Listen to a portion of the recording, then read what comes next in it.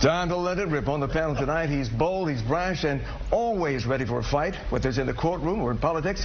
Donald Trump may have a few hotels, but he's got his own Caribbean resort. Lifelong Democrat attorney Jeffrey Figer's back. Next to him, two Republicans. Tori Sachs is a former campaign manager, now executive director of Michigan Rising Action, a group devoted to promoting the conservative viewpoint regarding the issues of the day. Plus, former soldier, now businessman and millionaire himself, current chairman of the Oakland County Republican Party, Andrew Rocky Richkowski. As always, the hardest working man in broadcasting, anchor attorney Charlie Langton.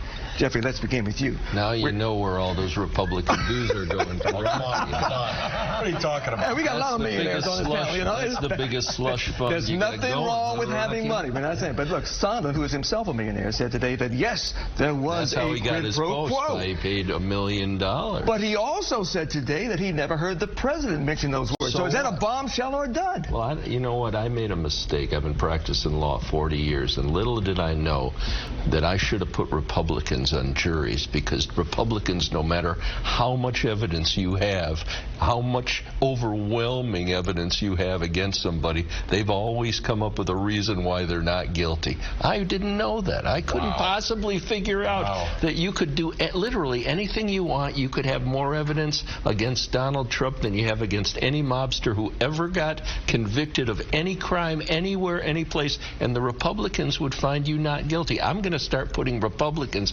on my jury. How did I miss that? How did I miss that? I did not know you became a prosecutor. There isn't a mobster in jail today with more evidence that have been presented against him. The mobsters, the head guy never says anything. He's got the henchmen like Giuliani around saying, this is what the boss wants. This is what the boss wants.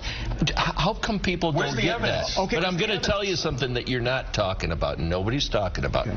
Giuliani wasn't in the Ukraine for just the heck of it, or just to get to have the president get dope on the Bidens. He was in there for oil and gas leases, and that's why Perry was in there too.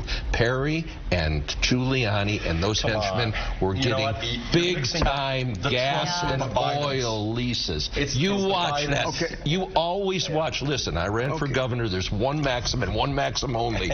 Follow the money. Well, what about the money, Tori? We heard Sondland say that the one thing the president told him, though, unequivocally, was do what Rudy tells you to do.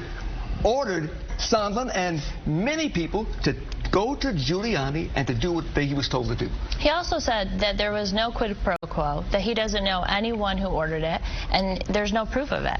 But I think the one thing that let's talk about what we have been talking about. For as long as this president has been president, there's been an impeachment, and they've been looking for a crime, right? We had Russia, now we have Ukraine. This whole time they've been looking for a crime, and he's still the president.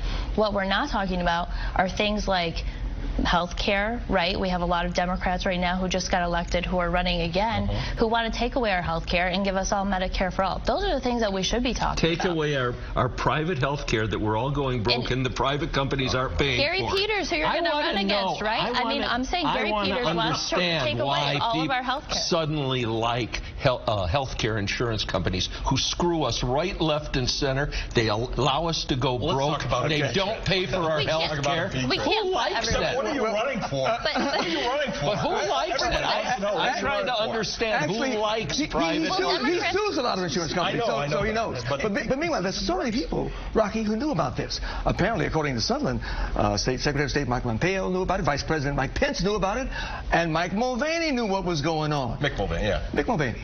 Yeah, so? Where is the crime here? And that's the thing that just perplexes me today, because I know that we've legalized marijuana, but Jeff, there should be a piss test before these shows, because I don't know where you're coming up with this. I don't know how you suddenly became a prosecutor tonight. Listen, now you're saying that Trump's guilty with all the others. There's nothing wrong. A president has the due authority to dictate foreign policy for the United States. Well, Mick Mulvaney got before the press a few weeks ago and said, hey, get over it, get used to it. This is the way we do things. We do. Our foreign policy, money, our foreign aid is dictated on our foreign policy and our national strategic strategy. And if a country doesn't follow our strategy or doesn't fall in line with what we want it to do and where we're going as a nation, then we limit our foreign aid. So it's okay to use money as a bribe or a hammer. It's not a bribe. It's not a bribe. We got to stop using that word. Listen, it bothers me a little bit that there's a lot of hearsay in these testimonies. A little bit? There's a lot of perception. I would rather hear a little direct testimony. Thank you. And a direct testimony from who? Anybody. Anyone. Where do witnesses get to give an opening statement? I don't think you understand. I thought you were a lawyer. Listen. You haven't seen anything happen in court. You haven't seen anything happen in court. I have never seen a trial. I have never seen a trial with more direct evidence in terms of Trump's involvement in this case. But this isn't a trial, right? Trump this is an impeachment inquiry. Which is different. The fact that nobody said, I heard Trump say it, is irrelevant. Who was running this show, by the way? If Trump isn't in charge, then Giuliani and Sondland and all these other people are in charge, and Trump knows nothing, and they're running around amok? Where's the crime? How did we impeach a president for having sex with an intern? How did we almost impeach Nixon? He lied. Oh, my God. He lied. Are you saying Donald Trump never lied? Under oath. Are you saying that he would never testify under oath? That's the problem.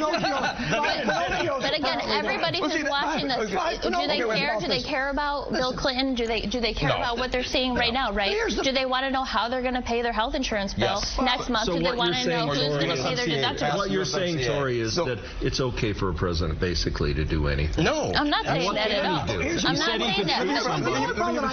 The only problem that I am hearing a little bit about is that it does appear, though, that this is an administration run amok.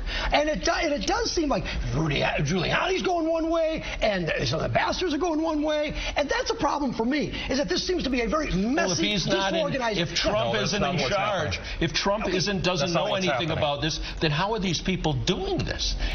He is either the most ineffectual president who ever lived, or he is in charge and he's telling them what to do. But doing what? They got the money, I don't want either one. But does this rise to the level of impeachment? What do you mean? What does rise? If you don't like this guy, get him out of office. Excuse me, did a two-bit burglary in the Watergate Hotel. That's a high crime and misdemeanor. Wait a second. If they broke into your hotel, you would prosecute. Guess what? Extortion, using the money of the United States taxpayers, $400 million to carry out your own political gains is what political gains? Well, he gave them the javelins. It's a mess. That's a far worse crime than the Watergate burglary. Donald Trump has been a bigger supporter of Ukraine than President Obama was. Let's not forget, they took over Crimea. Russia took over a Ukraine peninsula. Well, then he's playing right into their hands, because by denying them Javelin missiles... He gave them the Javelin missiles. He gave them after he got caught. He gave them the Javelin missiles. No. He gave them the Javelin. He gave the Javelin missiles. He gave the Javelin missiles and the foreign aid, the military aid, as of September 11th. A short time after he knew it was under investigation. But now here's also the problem. The president wants to hear from the whistleblower. Yeah. We all know who the whistleblower is. We have to pretend. We believe we know who it is. No, we know who he is, but we can't pretend that we don't. But meanwhile, if he wants the whistleblower to appear under oath before Congress, shouldn't Mick Mulvaney, Mike Pompeo, why doesn't he appear? Rudy Giuliani also appear? Why doesn't Trump appear? What's the difference? The difference is the whistleblower is the individual that accused them. You have a right in this country. The whistleblower is like the guy... You went to law school, you know this. I know, but you have the right to see... The whistleblower is not the accuser. The whistleblower is the tipster who called into Crime Stoppers to say... No, you're wrong. But the tipster does not appear in court. But again, we're still at the trial card. The tipster notifies the investigative body what's going on. We're not there yet. In every organized crime trial, there's informants who never testify. But you've got all these witnesses, eyewitnesses, including Sondland today, who said, I was in on it. I'm telling you what happened. Trump was running the show. It was my presumption, he said. My assumption. He's there. So to find out the truth, would the Republicans then agree to have Giuliani testify under oath? Find the truth. All right? But the truth is real simple. Well, have him come. We want Pompeo, Giuliani, and Mulvaney to testify. And all the president has to do is allow them to do it. Why doesn't Trump testify? That's all he has to do. Let me point out one very important thing. In the old days, the CIA used to spy on our opponents and on foreign nations. Now it seems like the CIA is spying on this president. Apparently the Attorney General is doing the same thing. Did you hear the speech by Attorney General Barr? Yes, the Federalist Society said the president could do anything he wants He to. literally has unchained power. I have never and heard there that is before. no And Eric check Holder said something upon similar. him. Even the Federalists we don't cover that. like him. Even the Federalists, who are extremely conservative, think Barr put him in a off spot. I think we've got to admit this is a very political inquiry here. There's no doubt about it.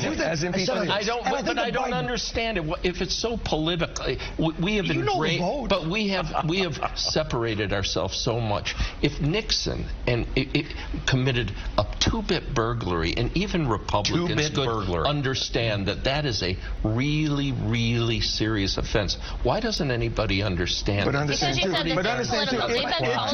It took a long time for the country to get there. But I wish the Democrats would get together, though. But if the Democrats want this guy out, they should get together. Wait for Bolton. Both of those previous ones were bipartisan. Calling this political is exactly the reason why this is political. John Bolton, extortion and bribery. All right. We thank you for your and your insights. Stay right where you are.